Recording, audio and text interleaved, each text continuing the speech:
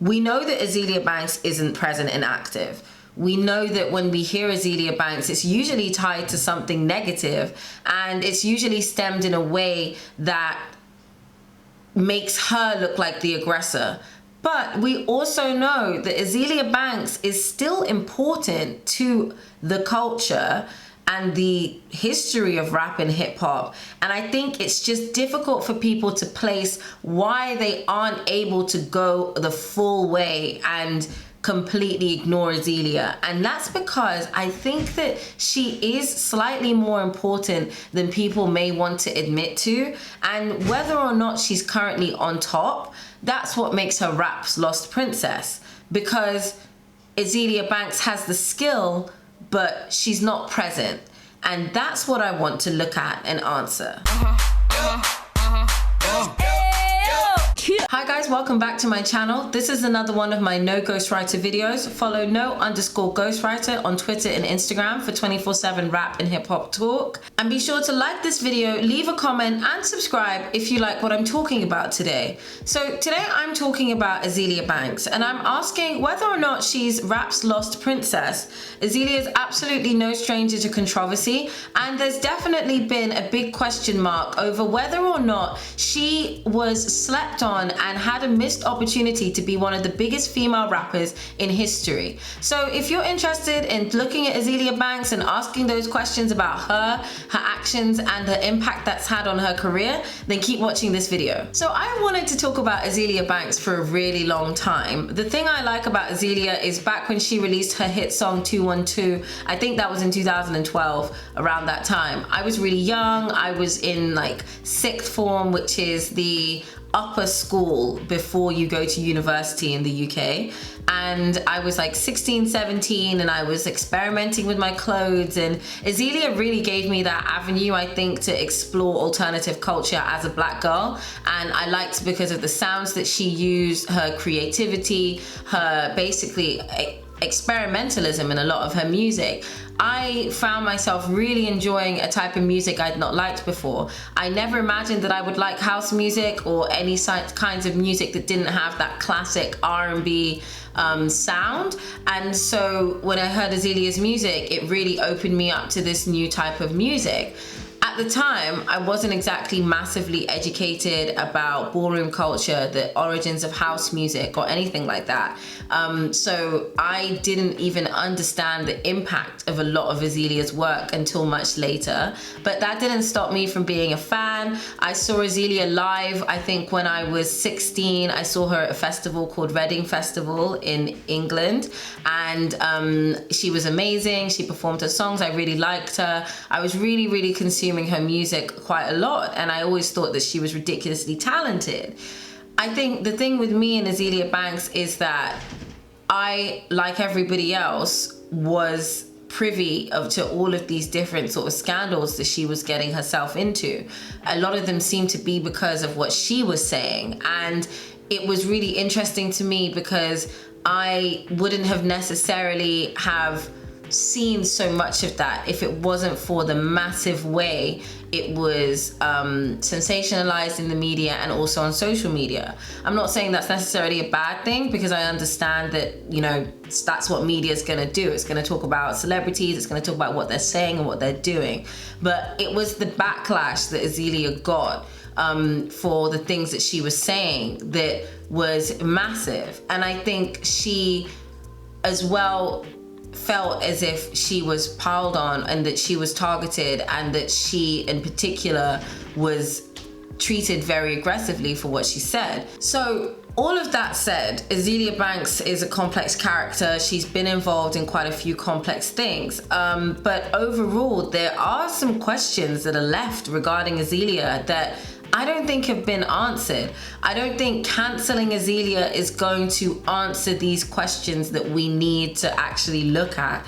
And I think the thing about Azealia Banks is, like it or not, she does still have an impact. She has a legacy. She has quality music in her arsenal. She's got a repertoire of music that shows that she's skilled.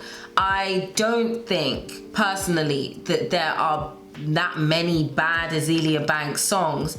And I think that we all know that were it not for factors that I'll discuss in the video, Azealia Banks could easily be making music that blows a lot of the rap girls out of the water. So we know that Azealia Banks isn't present and active. We know that when we hear Azealia Banks, it's usually tied to something negative, and it's usually stemmed in a way that makes her look like the aggressor. But we also know that Azealia Banks is still important to the culture and the history of rap and hip hop. And I think it's just difficult for people to place why they aren't able to go the full way and completely ignore Azealia. And that's because I think that she is slightly more important than people may want to admit to. And whether or not she's currently on top, that's what makes her rap's lost princess. Because Azealia Banks has the skill, but she's not present. And that's what I want to look at and answer. So the first thing I wanted to do when I was planning this video on Azealia was actually go and ask all of you that follow me on no_ghostwriter on Twitter and Instagram what you think about Azealia Banks, her music, her longevity, and her legacy. And I had some really interesting things that seem to be quite topical themes and constant themes. So the first thing that I want to talk about with Azealia Banks is whether or not she's Nicki's lyrical peer. From what I've seen from a lot of the comments, people feel like Azealia Banks is the only rap girl that could stand toe-to-toe with Nicki. And it's no coincidence that both of them are from New York, and it's no coincidence that both of them have also gone to the same school and have the same theatre background, because Nicki and Azealia, I think, are two extremely alternative, artistically gifted, and range. They've got range. Female rappers. I don't think that there are many female rappers who sonically and artistically push and challenge your ear like Azealia Banks and Nicki Minaj. So I do think that there's some weight in that. I do think that when you listen to Azealia Banks stuff, and listen, you guys, I recently started getting into Azealia. I added some songs that I really liked from her on my playlist, so check it out. I'll put my Spotify here so you can see all the things that I was looking at and the songs that I really enjoyed. I had a great time. I went right back through Azealia Banks' discography, and she is so good. Her lyrics are there, she's got bars, and I think she's really talented. So when it comes to Azealia Banks' bars and flow, she's definitely got them. Just thinking about songs that I really like, Pyrex Princess, Licorice, I really like, Jumanji, I really like her flows. She's got multiple flows in songs. She's definitely got the lyrical content. So yeah, I do think it's fair to say that Nicki and Azealia could be lyrical peers. I do think it's important though that we do have to acknowledge that Azealia Banks and Nicki Minaj, Azealia has historically gone back and forth with Nicki to the point of apologizing massively and then going at her and being rude in the comments because Nicki wore a mermaid tail, and a mermaid has been part of Azelia's aesthetic. And so fan support from the Barbs, Nicki Minaj's fans, people who respect Nicki Minaj, obviously is gonna change, because you can't constantly come for someone and apologize and come for them again. So there's that element that I wanted to address because we're talking about Azealia and Nicki. But overall, I do think Azealia is ridiculously skilled. I've said in previous videos, I do believe that Nicki is actually one of the best living lyricists we've got. I think she's one of the best of all time. I think she's the best of all women. And so Azealia Banks and Nicki, for me to say that Azealia Banks there is a good case to make for her being Nicki's lyrical peer isn't something I take lightly. And for context, the only other rappers, obviously, when I talk about Nicki, I refer to her and her legacy, because we wouldn't have Nicki if we didn't have Lauren, if we didn't have Foxy.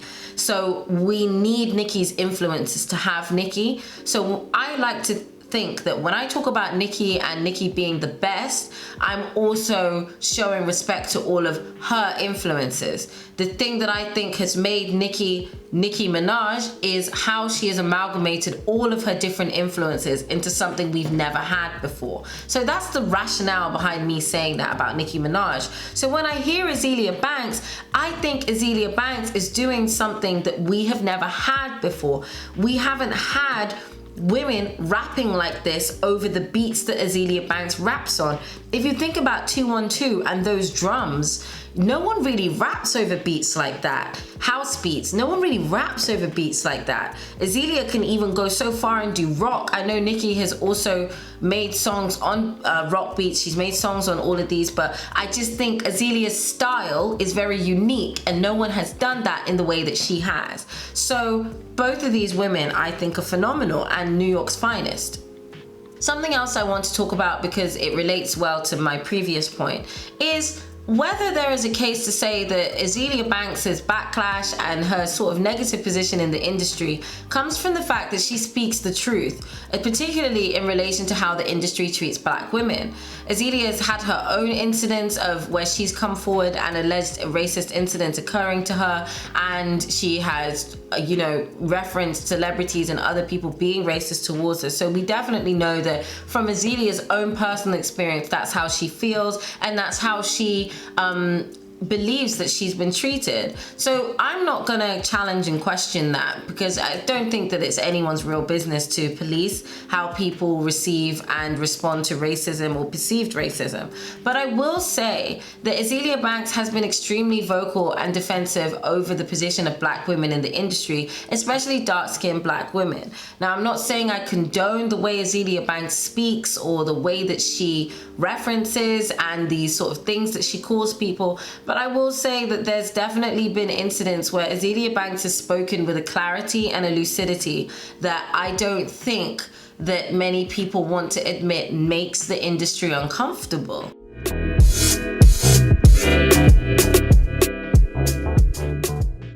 I think it just gets to a point where it goes back to, same thing, when a white person says something, or like a ethnic or like a non-black person says something, and then back to when a black girl says something, Cardi B and I are very similar, and we've made a lot of the same vulgar jokes, a lot of the same, we've made a lot of the same ignorant political comments and stuff like that.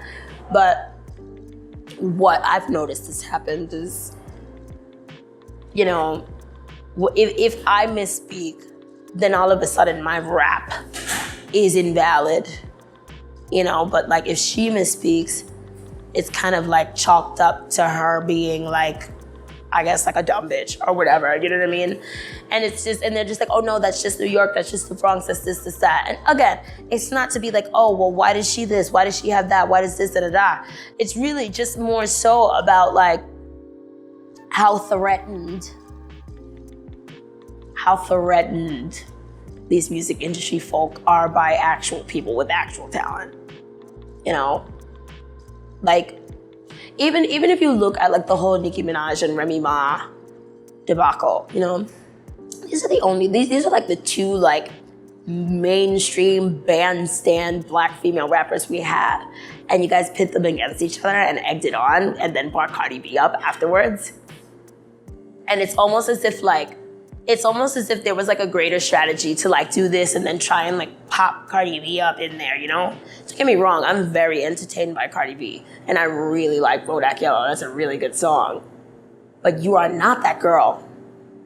It's just the truth. It's just the truth. You know what I'm saying? I'm not trying to take anything from you, but you're just this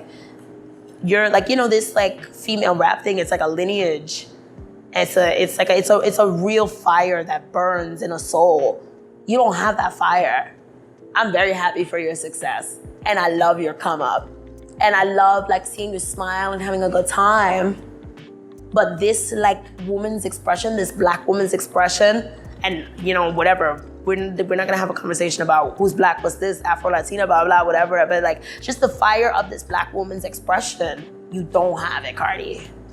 And you won't get it because it's not you. But we've seen this happen before. We see you guys, like, in spite of Nicki Minaj, plop some bitch up to #1 and then you run to the Grammys. Like, it's like you get what I mean? Like, we've seen this movie before. It was called Iggy Azalea. You get what I mean? Like, I've seen this movie before. I know exactly what you guys do. You buy a #1 and then you buy a Grammy, you know? But it's just like, it's all being paid for. And that's not at all, I'm not at all trying to like take anything away from you. Shit, like, I'd fucking love if somebody like paid for me to fucking get a #1, that's great. But I'm that girl.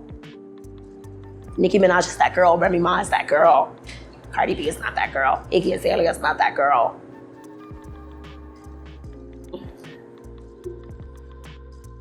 And I don't think that it's a mistake that Azealia Banks is a dark-skinned black woman speaking on issues that black women are not supposed to speak about in terms of how society expects them to act and behave. I talked in my Female Rapper 360 deal video about why Nicki refused those deals because she doesn't like her voice being policed, and we can see from Queen Radio, something else I talked about in my video on the Queen album, that Nicki's ability to retain her voice as a black woman has been fundamental and has also shaken up the industry. So I think it's worthwhile us asking that question of Azealia Banks.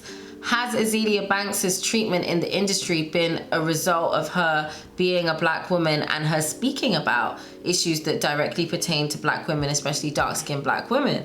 Obviously, I can't answer that question for everyone, but I will say that whether or not I agree with everything Azealia Banks has said, I do believe that Azealia Banks has made some really important and valuable observations, and I do think that those important and valuable observations have shaken the table and directly challenged the industry. And I will say that a lot of what Azealia Banks has said that's been spot on and bang on in recent years has been long after she was exiled from the industry. So even as an outsider, Azealia has had a clarity and lucidity about the industry, which I think that we shouldn't just let go lightly, and we should think about that. Now, obviously, I said at the beginning of this video, I'm gonna say this throughout, Azealia Banks is complex. The situations she's been involved with are complex. There's never really one answer. You can't be black and white with Azealia because it's complex. And this is particularly because of the issue of mental health, and specifically the mental health of black women. I want to be empathetic towards Azealia, and I also want to be empathetic towards anybody who struggles with mental illness of any kind. So I'm not going to necessarily go into any kind of debate about the veracity of any statements that she's made about her own mental health. I don't think that's my place or anyone's place. But what I will say is that it's important that we remember that socially and culturally, mental health is stigmatized, and this is absolutely the case when it comes to black women who are very marginalized in society, as we know. And I think it's important that we acknowledge that black women with mental health issues have so many different struggles that they're gonna face and hurdles that they're gonna have to go through.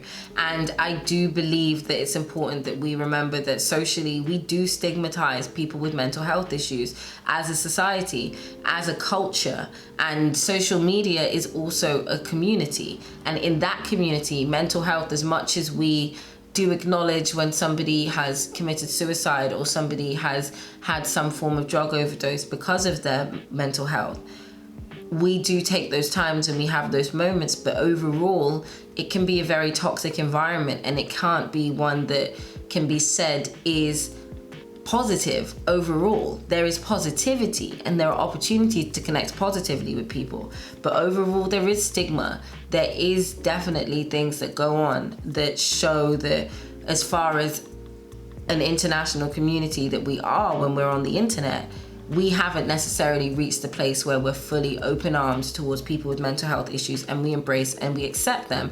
And the music industry is no different. So I do think that it's important that we just highlight that that is something that we need to think about and remember when it comes to Miss Azealia Banks.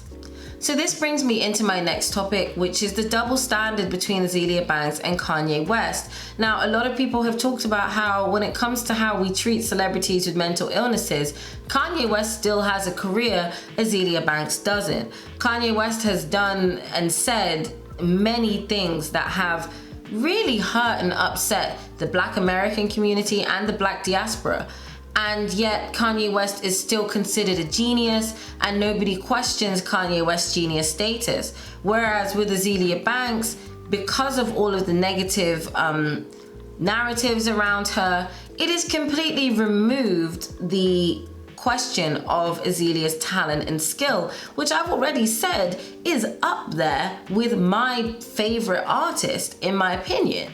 So why is it then that Kanye West, somebody who's also been open and vocal about his struggles with mental illness, is able to retain his position in the industry and gain more success, whereas Azealia Banks is gone and was pushed out of the industry, and she has talked about how her mental health has led her into many of the confrontations and conversations that she's found herself in, and how she's constantly struggled with that.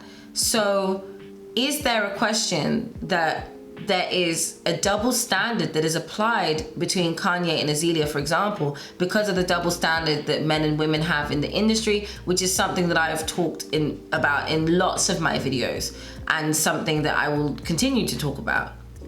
And is that double standard somehow influencing how we have received and responded to Azalia's mental health? So the last thing I want to talk about is whether or not there's a way back for Azealia Banks.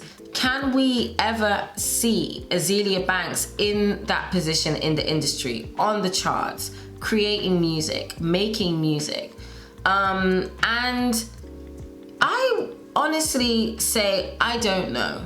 Personally, from what I've seen in the comments, a lot of people feel very personally offended with how Azealia Banks has spoken about different groups and particular individuals, and they're not really able to move past it. There's also other things that have gone on with Azealia Banks. For example, she's been open about practicing witchcraft, which has also alienated people. So I would say that because Azealia is ridiculously talented, talent can't be stopped. So she's gonna get that talent out. And I do think that people are open to hearing good quality music. But I think that the only way that Azealia Banks would be able to move forward is not only with sincere and consistent apologies that follow through with action, but also with her own reception amongst people who've been offended by her. I think that if Azealia is able to turn that page with people and find a way to sincerely show that she has reflected and changed, I think people will be open to her. And I'll also say that people being open to her is also conditional upon how our society chooses to deal with mental illness. And how our society chooses to respond to people with mental illnesses, and whether we have that patience as a community who consumes music within the rap industry, within rap culture. Do we have that space? And if we've had that space for other artists like Kanye, like DMX, can we not have that space for Azealia Banks? So when it comes to answering the question of whether or not Azealia Banks is rap's lost princess, I do believe that without Azealia Banks, I don't think the rap landscape is complete. I just don't think that there are girls that can do what Azealia can do. And I do think that she has an important role to play in pushing the sound. In the time since we first heard Azealia Banks and now, I don't think that there's anyone who's really gone to the places that she's gone to on her mixtapes and her work. But there are artists, there are artists like Rico Nasty who are definitely pushing the alternative girl sound. But I just still think that Azealia is important, especially given that she's from New York. Azealia Banks is unique, she's talented, and she comes from New York, a hotbed for talented rappers and rap skill. And she definitely has something important to offer to rap. So she could definitely be rap's lost princess, because the way that she's been erased means that a lot of people aren't aware of just how good Azealia Banks is as a rapper. But of course, it's about more than just rap skill.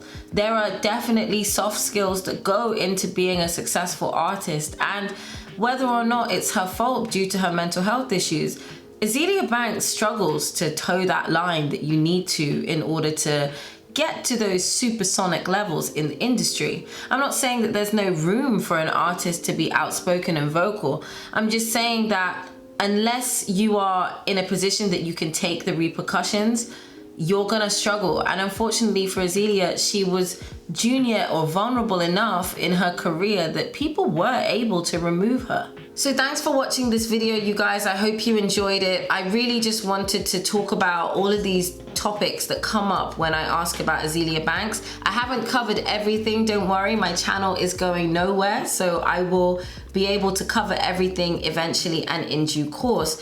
But tell me what you think. What do you think about Azealia Banks? What do you think about the topics we discussed in this video? And also, I want you to comment below. What are your favorite Azealia Banks songs? What do you like in her music, if you like her music? And even if you don't listen to her now, which songs got you listening to Azealia Banks? What songs do you keep on your playlist? What are we still playing for Azealia Banks in 2020, if we're still playing her? I just think that'll be interesting to see. So thank you guys, as always. I hope you enjoyed this video. Leave a comment, like this video, and subscribe, and follow no_ghostwriter on Twitter and Instagram for 24/7 rap and hip hop talk. Peace out, and I'll see you in the next video.